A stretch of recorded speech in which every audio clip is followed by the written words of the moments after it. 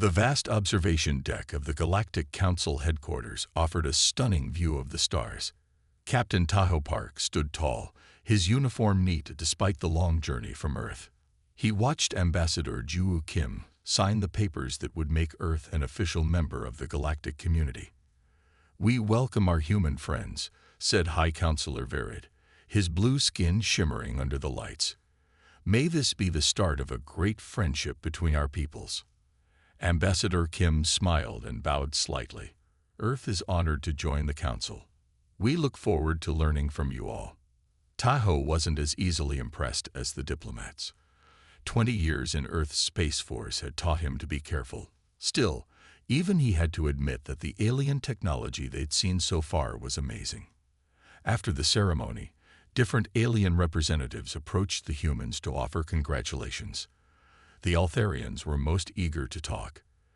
They looked somewhat like tall otters walking on two legs, with sleek brown fur and clever eyes.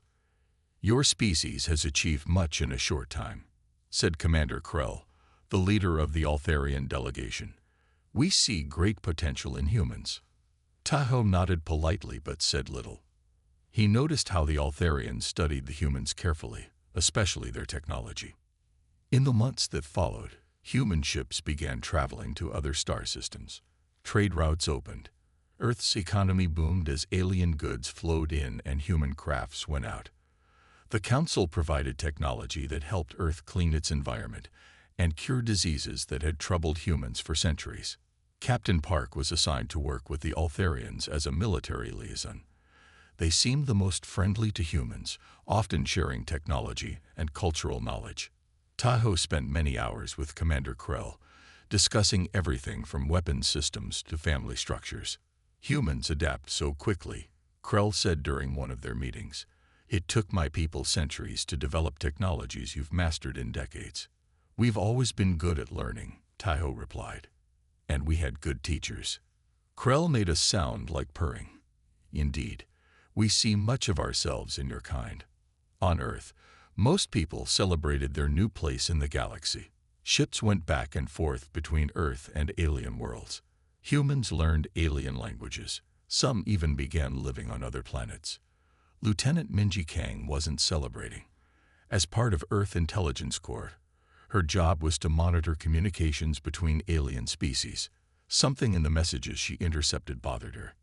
Late one night, she sat in her small office on the human diplomatic ship, studying patterns in Council transmissions. The official messages were friendly, but she had found hidden signals embedded within them.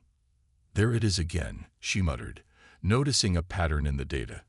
The hidden messages mentioned Earth far too often, along with words like containment and potential threat. Minji compiled her findings and sent a secure message to Captain Park. "Request urgent meeting. Something isn't right with our new friends." Tahoe received the message during a tour of an Altharian defense facility. He kept his face neutral as he read it, but his heart beat faster. He had his own concerns about how easily the Council had welcomed humans. "Is everything all right, Captain?" asked Krell, noticing Tahoe's reaction. "Just a routine update." Tahoe lied smoothly. "Nothing important." That evening, Tahoe met Minji in a secure room on the human ship. The walls were designed to block any listening devices. "What have you found?" he asked as soon as the door closed. Minji showed him the patterns in the data. "They're watching us very closely, sir, much more than they do other species. And these words keep appearing in their secret communications." Tahoe frowned as he studied the information. Containment, monitoring, primitive aggression. These don't sound like the words of friends. "There's more," Minji added. "The Altharians have been scanning our ships without permission. They're particularly interested in our weapon systems and defenses.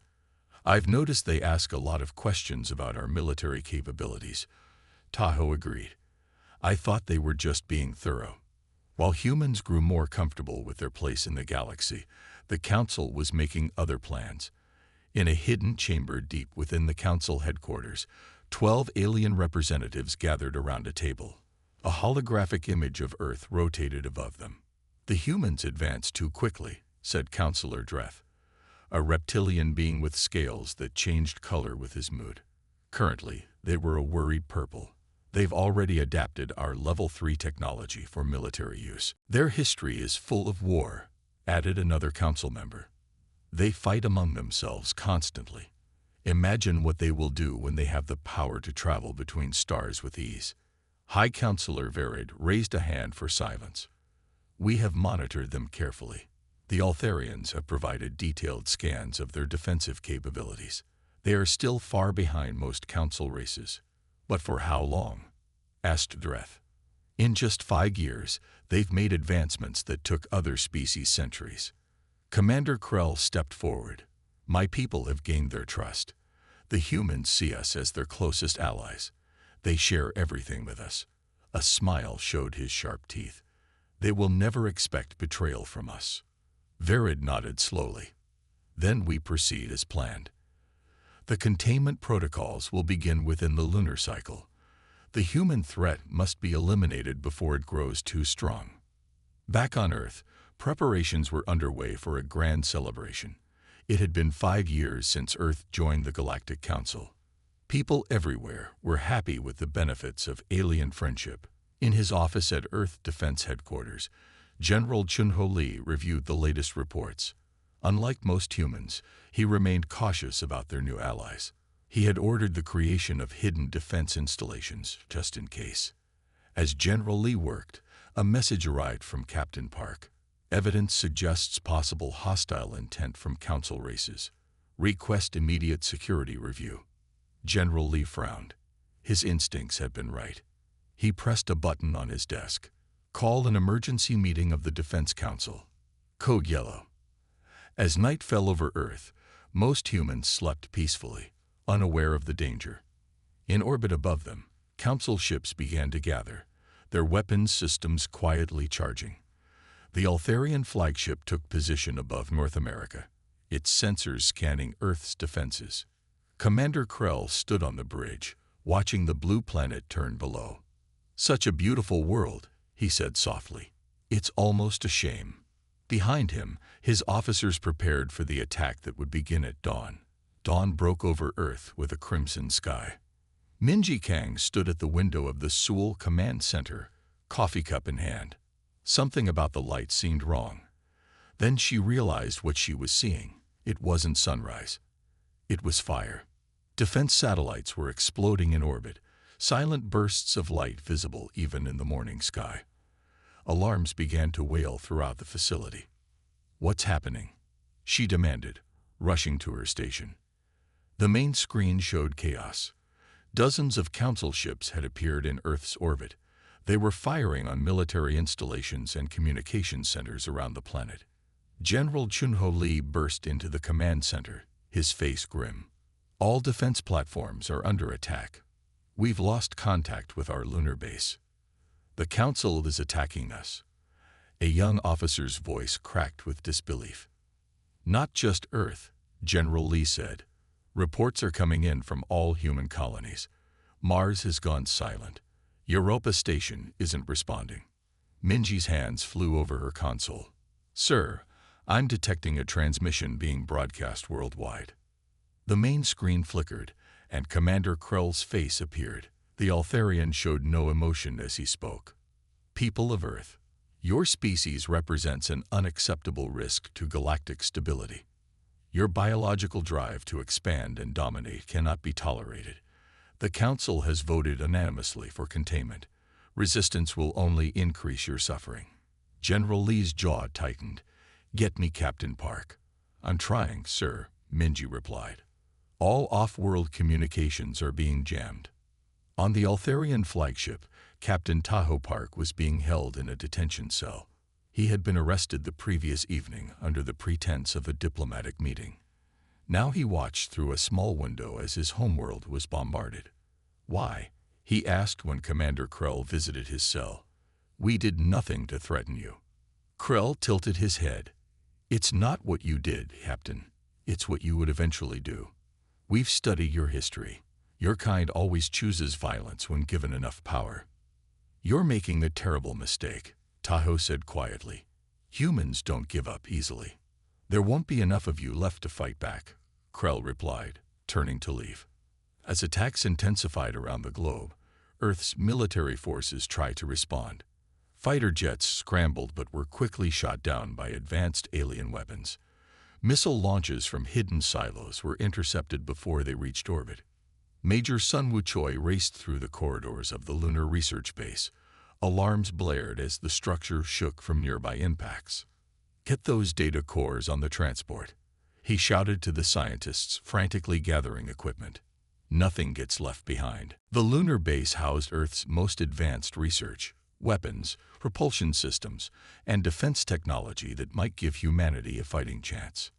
Enemy ships approaching from the north, warned a security officer.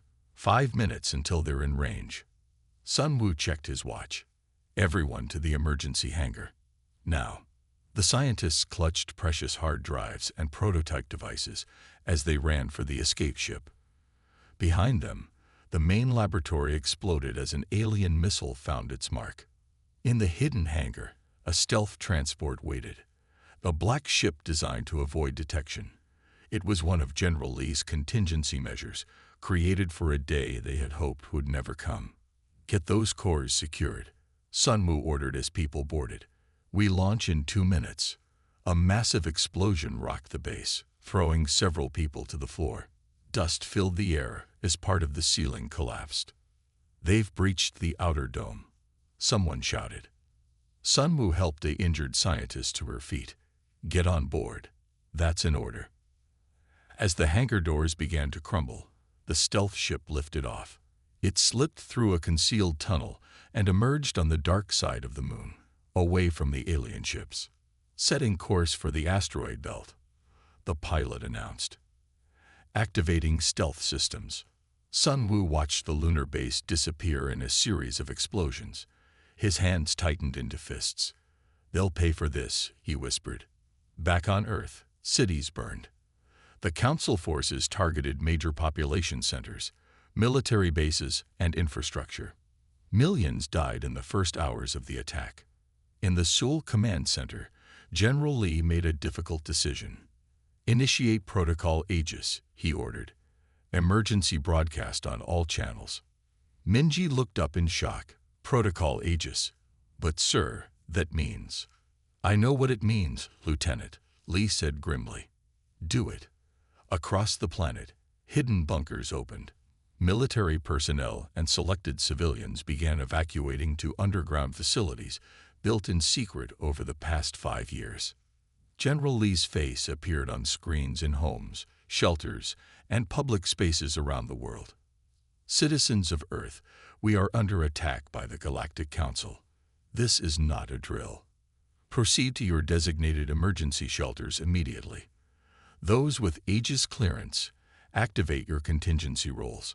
In Washington, a museum curator removed an ID card from her wallet and placed it against a hidden scanner. A secret door opened in the basement, revealing a fully equipped command center. In Siberia, a logging camp transformed as trees slid aside, exposing a runway where sleek aircraft waited. Beneath the Pacific Ocean, submarine doors opened, releasing drone ships programmed to create distractions while humans escaped to safety. These were all part of Protocol Aegis, General Lee's plan for humanity's survival if the worst happened. The Altharian ships continued their assault, methodically destroying military targets. Commander Krell observed the operation from orbit. "The humans are retreating underground," an officer reported. "Should we target their bunkers?" "Not yet," Krell decided. "Let them hide for now. We control the surface and the skies. They have nowhere to go." 3 days after the attack began, the Council announced victory. Most of Earth's major cities lay in ruins. Billions were dead or missing. The survivors huddled in bunkers or hid in remote areas. In the Rocky Mountains, General Lee established a new headquarters deep underground. Military leaders from around the world gathered there, connected through secure channels that the aliens hadn't discovered. "As of this moment, we are at war with the Galactic Council," General Lee told them. "Our enemy believes they've won. They think we're beaten." He activated a holographic display showing hidden facilities throughout the solar system, bases in the asteroid belt, concealed outposts on moons of Jupiter and Saturn, stealth ships that had escaped the initial attack. "We've lost many lives today," Lee continued, "but humanity survives. Protocol Aegis is now in full effect. We rebuild, we plan, and when the time comes, we strike back." In a cell aboard the Altharian flagship, Captain Tahoe Park heard footsteps approaching. The door slid open, revealing not Commander Krell, but an Altharian medical officer. The alien looked around nervously, then pressed something into Tahoe's hand. "Not all of us agreed to this," the Altharian whispered. "Some of us believe this is wrong." Tahoe looked down at a small device in his palm. An access key. 3 levels down. "Emergency pod bay," the alien said quickly. "The access codes are in the device. Go now while the command crew is meeting." As the alien hurried away, Tahoe clutched the key tightly. The betrayal had been devastating, but perhaps it wasn't complete. If he could escape, if he could reach General Lee, hope was a dangerous thing, but it was all humanity had left. 5 years passed since the day the sky fell. 5 years since humanity learned the true nature of their galactic neighbors. Now, deep within the asteroid Ceres, Hyunjin Ryu walked along a metal catwalk that stretched across an enormous hidden chamber. Below him, thousands of workers moved like ants around the skeleton of a massive warship. Sparks flew from welding tools.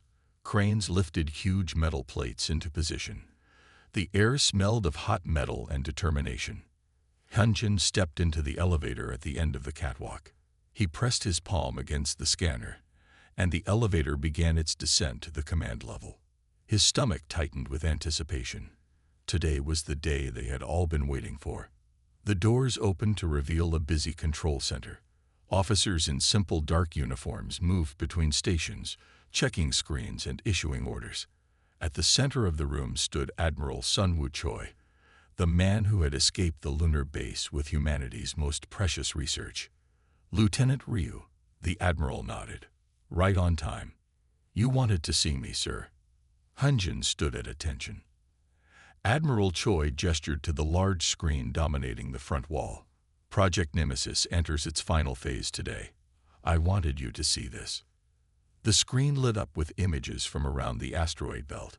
Hidden within dozens of asteroids, similar construction bays revealed ships in various stages of completion.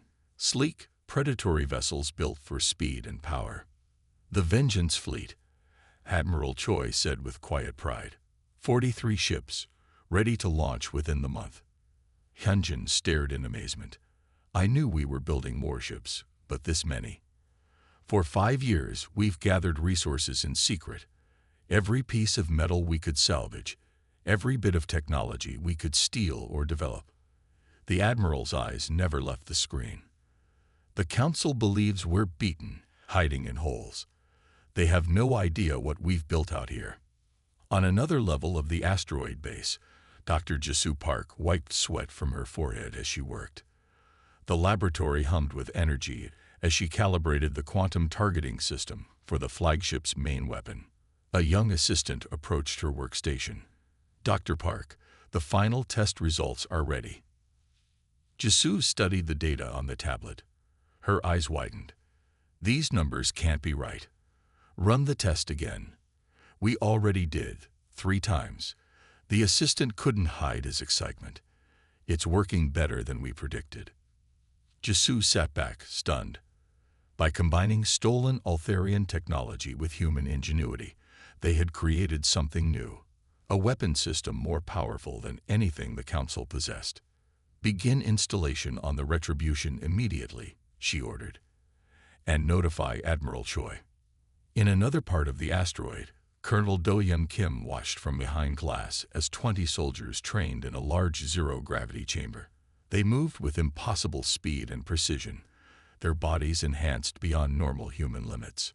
"How are they adapting to the neural interfaces?" asked a voice behind him. Colonel Kim turned to see Director Minji Kang, now head of intelligence for Earth's hidden forces.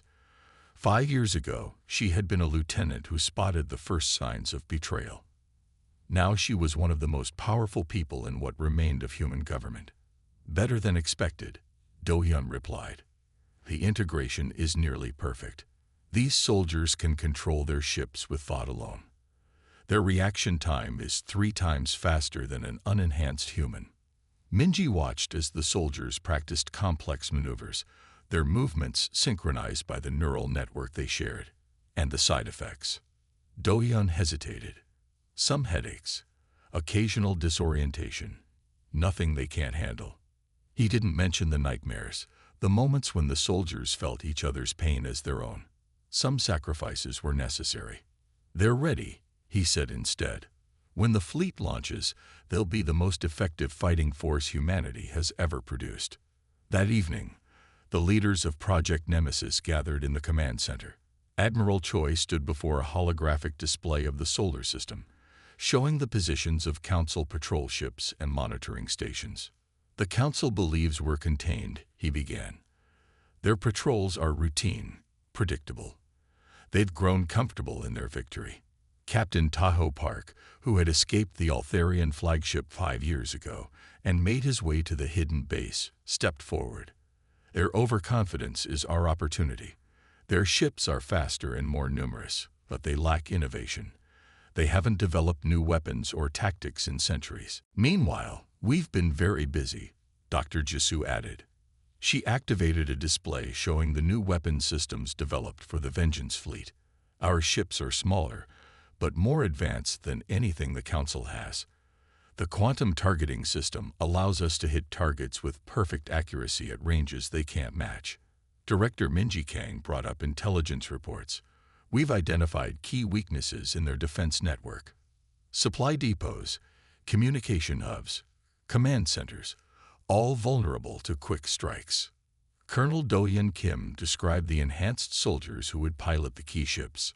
One ship with a neural-linked crew can outfight 5 conventional vessels. The Altharians won't know what hit them. Admiral Choi nodded as each person finished. 5 years ago, the Council tried to exterminate us. They believed we were too dangerous to exist in their ordered galaxy. His voice grew hard. They were right to fear us, but their mistake was giving us time to plan our response. He expanded the holographic display to show the entire galaxy, with Council worlds highlighted. In 30 days, the Vengeance fleet launches. We will strike fast and without mercy. The Council will learn why humans have survived every disaster in our history, because we never, ever give up. The room fell silent as his words sank in. Then Captain Park spoke. What about Earth? A pained look crossed the Admiral's face. Earth remains under Council control. Billions of our people live as prisoners. But a direct assault would be suicide. He pointed to specific targets on the map. We need to cut off their supply lines, disrupt their communications, and target their leadership first. And then? Asked Dr. Jisoo. Then we go home, Choi said simply.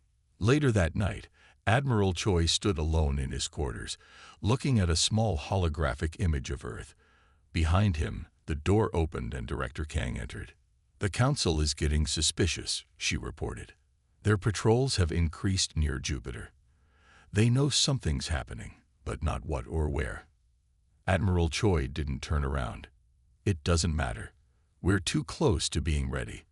They won't find us in time. Minji stepped beside him, looking at the image of their blue homeworld. Do you ever wonder if we're becoming what they feared? Creating weapons that could destroy stars, soldiers who are barely human anymore. They gave us no choice, Sunwoo replied quietly. But we're still human in the ways that matter. We fight for our home, for our people, not for power or territory. He turned off the hologram. Get some rest, Director. Soon, we'll remind the galaxy why humanity survived when the Council tried to wipe us out, and why that was the biggest mistake they ever made. Silence filled the bridge of the Retribution as Admiral Sunwoo Choi took his command chair. Around him, officers monitored their stations with tense focus. No one spoke above a whisper. After 5 years of planning and building in secret, The moment had finally arrived. "All ships report ready, Admiral," said Captain Tahoe Park, standing at attention beside the command chair. Sunwoo nodded slowly. "Begin Operation Nemesis." Throughout the asteroid belt, hidden doors slid open in what appeared to be ordinary rocks floating in space. From these secret hangars emerged the ships of the Vengeance Fleet, 43 warships, sleek and deadly, their black hulls absorbing light rather than reflecting it. The ships gathered in formation, their advanced stealth systems making them nearly invisible to Council sensors. Even if someone had been looking directly at them, they would have seen only the faintest shimmer against the stars. "Stealth systems functioning at optimal levels," reported Lieutenant Ji-hoon Ba from the tactical station. "Council patrol ships are maintaining their regular routes. They haven't detected us." "Set course for Proxima Centauri," ordered Admiral Choi. "Maximum stealth speed." The Vengeance Fleet moved as one, accelerating toward their first target, a major Council supply depot that supported their occupation of Earth. On the main Council world, an Altharian official named Selter reviewed routine reports. 5 years had passed since the human containment, as they called it. Earth was under control, its surviving population working as laborers. The few human colonies in the solar system had been destroyed or captured. A junior officer entered his office. "Sir, we've lost contact with monitoring station 7 near Saturn." Selter barely looked up. "Probably another equipment failure. Send a maintenance ship." "We've also lost contact with stations 5 and 12. The officer added nervously. Now Selter paid attention. 3 stations at once. He pulled up a display of the solar system. Increase patrols in that sector immediately. By the time the Council realized something was wrong, the Vengeance Fleet was already approaching Proxima Centauri. The supply depot there was massive, a space station that processed resources from nearby mining operations and shipped them throughout Council space. "Target in visual range," announced Lieutenant Ba. "No alarm signals detected. They don't see us coming." Admiral Choi leaned forward in his chair. "Lieutenant Ba, you may fire when ready." Weapons hot. Targeting system locked. Ji-hoon's fingers moved over his console. Firing. The Retribution's main weapon activated with barely a sound. A beam of concentrated energy, invisible until it struck its target, crossed the space between the human ship and the Council depot in seconds. The supply depot exploded in a silent burst of light and debris. Secondary explosions followed as stored fuel and ammunition detonated. "Target destroyed," reported Lieutenant Ba, his voice steady despite the enormity of what had just happened. No distress signals were sent. Admiral Choi nodded. "Proceed to secondary targets." The Vengeance Fleet split into smaller groups, each with specific assignments. Some targeted communication relays, others destroyed sensor arrays. With each strike, they blinded and deafened the Council forces a little more. Aboard the Council Defense Command Station, alarms finally began to sound. "Sir, we've lost contact with the Proxima Centauri depot," reported a frantic communications officer. Commander Krell, now a high-ranking official in the Council military, frowned. "What do you mean, lost contact?" "It's gone, sir. Completely destroyed, along with 3 patrol ships in the area." Krell stared at the display in disbelief. "How is that possible? There was no warning, no distress call." "None, sir. One moment it was there, the next it wasn't." Before Krell could respond, more reports flooded in. A communications hub in the Sirius system, destroyed. A fleet command center near Alpha Centauri, gone. Patrol ships vanishing without sending distress signals. "We're under attack," Krell realized. But by whom? The humans. Impossible. In her office on the human ship Vindication, Director Minji Kang monitored intelligence reports with satisfaction. Her network of spies had provided accurate information about Council weak points. Now she watched as those targets disappeared from Council networks one by one. A message appeared on her screen, information from a surprising source. The Tellurians, a Council race that had opposed the attack on Earth but been overruled, were secretly providing locations of Altharian defense systems. "Forward these coordinates to Admiral Choi," she ordered her assistant, "and send a message to our Tellurian contact. Tell them their help won't be forgotten when this is over." As the attacks continued, panic spread through Council space. Reports of destroyed outposts and vanished ships created fear everywhere. No one knew where the mysterious attackers would strike next. On the Altharian homeworld, citizens gathered in public spaces, watching news reports with growing horror. Their military leaders had no answers, no explanation for how an enemy could strike so effectively against the most powerful force in the galaxy. Commander Do-Yeon Kim led a small team of enhanced soldiers on a special mission. Their target, an Altharian communications satellite that controlled broadcasts to their homeworld. Their ship, smaller than the main fleet vessels, slipped past the satellite's defenses without triggering alarms. Docking clamps attached to the satellite's maintenance port with barely a sound. "Breach team ready," reported Sergeant Minho Seo, his neural interface allowing him to monitor his squad's status without speaking aloud. "Proceed," ordered Do-Yeon. The soldiers moved through the satellite's corridors with inhuman speed and precision. The few Altharian crew members were stunned with non-lethal weapons before they could raise an alarm. "Control room secured," Minho reported minutes later. "Technical team is uploading the package now." Within the satellite's computer systems, human programmers implanted a special message. When activated, it would override all broadcasts on the Altharian homeworld. "Upload complete," the technical officer reported. "Satellite control is ours." Do-Yeon nodded. "Initiate broadcast on my mark." He checked the time. 3, 2, 1. Mark. On the Altharian homeworld, every screen suddenly went dark. Then a simple image appeared. The flag of Earth, torn but still recognizable. A human voice, speaking in the Altharian language, delivered a message heard by billions. "5 years ago, you tried to destroy us. You failed. Remember Earth." The message repeated over and over, impossible to stop or override. Fear turned to panic as Altharians realized their most secure communication system had been compromised. Admiral Choi watched from the bridge of the Retribution as reports of successful strikes continued to come in. The first phase of Operation Nemesis was proceeding even better than expected. "Send word to all ships," he ordered. "Phase 2 begins at 600 hours. Target: Altharian Fleet Command." Captain Park nodded. "Yes, sir." As the Vengeance Fleet regrouped for its next strike, Admiral Choi looked at the tactical display. Council forces were scrambling, trying to respond to attacks coming from everywhere and nowhere. "They still don't understand what they're facing," he said quietly. "They thought they knew what humans were capable of. They were wrong." The Galactic Council chamber had never been so quiet. Representatives from 17 species sat in stunned silence as the holographic image of Admiral Sunwoo Choi appeared before them. Behind him, the starfield showed the unmistakable formation of the human Vengeance Fleet surrounding the galactic core, the heart of Council power. "You believed us weak," Admiral Choi stated, his voice echoing through the chamber. "You were wrong." High Counselor Verid, who had welcomed Earth to the Council years ago before ordering its destruction, struggled to maintain composure.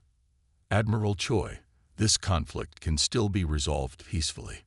The Council is willing to discuss terms." A cold smile touched Sunwoo's lips.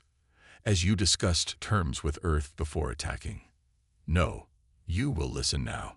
The past month had transformed the galaxy. The human counterattack had shattered the Council's military alliance. The Tellurians had been the first to break away, declaring neutrality after the humans destroyed the Altharian defense network. 3 other species followed, recognizing the futility of fighting against the technological superiority of human warships.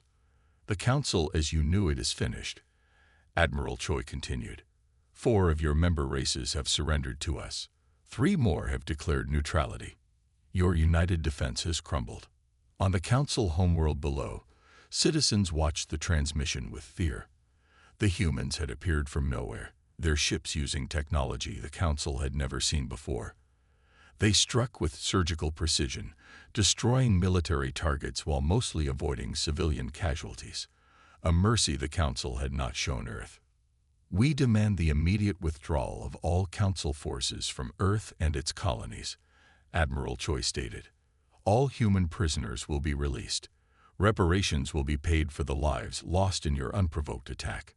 Councillor Dreth, the reptilian who had argued most strongly for humanity's destruction, hissed in anger. "And if we refuse, you cannot hope to occupy all Council worlds with your limited numbers." "We don't need to," replied the Admiral. "Dr. Park, if you would demonstrate." The hologram expanded to show a small uninhabited star system. On the bridge of the Retribution, Dr. Jisoo Park activated the stellar manipulation device, technology the Council had believed impossible. The star at the center of the system flared suddenly, its surface rippling with massive energy disturbances. "Our ships now carry weapons that can trigger a supernova in any star we target," Admiral Choi explained as the Council members watched in horror. "We can destroy entire solar systems from a safe distance. This demonstration was on an uninhabited system. The next will not be." The Council chamber erupted in panicked voices. High Councillor Verid raised his hands for silence. "You would threaten genocide?" he asked, his voice trembling. "This proves we were right to fear your species." "No," Admiral Choi corrected him. "We were peaceful until you attacked us. We offered friendship, and you responded with betrayal. Everything that has happened since is a consequence of your actions." In orbit around the Altharian homeworld, Commander Krell's flagship was surrounded by human vessels. The once proud commander had ordered his crew to surrender after watching 3 Altharian defense stations destroyed in minutes. Now he stood on the shuttle that would take him to face human justice. General Junho Lee waited as Krell stepped aboard, his fur dull with stress and defeat. "Commander Krell," General Lee said coldly, "5 years ago, you told Captain Park that humans would not survive to fight back. You were wrong." Krell's ears flattened against his head. "We believed we were protecting the galaxy from a threat. We failed to understand that we would become that threat by striking first." "A lesson written in the blood of billions," replied Lee. "Come. Admiral Choi is waiting." 1 week later, representatives from 22 species gathered on a reconstructed orbital platform above Earth. The once beautiful blue planet still showed scars from the Council attack, but signs of recovery were visible. Cities were being rebuilt. Fields were green again. Admiral Choi, now recognized as humanity's chief representative, addressed the gathering. "Today marks the beginning of a new era. The Galactic Confederation will replace the failed Council. All member races will have equal standing. No species will have the right to judge another as too dangerous to exist." Director Minji Kang watched from the side of the chamber, her analytical mind already planning for challenges ahead. The Altharians had been required to pay massive reparations and surrender much of their fleet. Their homeworld was now under human oversight, a situation that mirrored what they had done to Earth, though with far less bloodshed. The Tellurians, who had secretly aided the human counterattack, were rewarded with favorable trade agreements. Other species that had opposed the attack on Earth, but lacked the courage to speak out, were treated with cautious respect. As the ceremony concluded, Captain Tahoe Park found himself standing next to a young Altharian diplomat. The alien looked at the rebuilt human city below with wonder. "I was a student when the attack on Earth happened," the Altharian said quietly. "Many of us protested, but our government ignored us." Tahoe studied him carefully. "And now? Now we understand. My people have lived in peace for so long. We forgot what it means to fight for survival." The Altharian turned to face him. "We will not forget again." That evening, as the diplomatic events concluded, Admiral Choi walked alone through a memorial garden built to honor those lost in the attack. Stone monuments stretched as far as the eye could see, each representing thousands of deaths. Director Kang found him there, staring at the central monument, a broken but mending Earth. The Confederation Charter was signed by all parties, she reported. Even the Altharians. It's official. Sunwoo nodded. And Earth. Rebuilding continues ahead of schedule. The technology we developed during the war is being adapted for peaceful use. Our population is growing again. Minji paused. The enhanced soldiers are having some difficulties adjusting to peace. Give them time, Sunwoo said. We've all changed. They stood in silence for a moment, remembering the cost of their victory. Was it worth it? Minji finally asked. Sunwoo looked up at the stars, now filled with possibilities rather than threats. We survived, and we've built something better than what came before. The Council ruled through fear. The Confederation will be built on respect. He turned to face her. The Altharians believed humanity was too dangerous to exist in their ordered galaxy. Perhaps they were right, but not in the way they thought.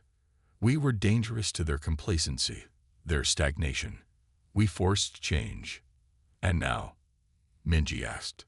Now we ensure that no species ever faces extinction for being different. Sunwoo's eyes turned toward the rebuilt city, where humans walked alongside aliens who had once been enemies. The Council tried to eliminate us because they feared our potential. Instead, they awakened it. In the years that followed, humanity spread throughout the galaxy once more, not as conquerors, but as equals among the stars. The story of Earth's fall and rise became legend among the younger races. It taught a lesson that echoed across countless worlds. Never underestimate a species fighting for its survival. And on distant planets, when children of all species asked about the humans who had changed the galaxy, they learned the most important truth of all. Sometimes the most dangerous thing in the universe is not weapons or technology, but the unbreakable will to endure.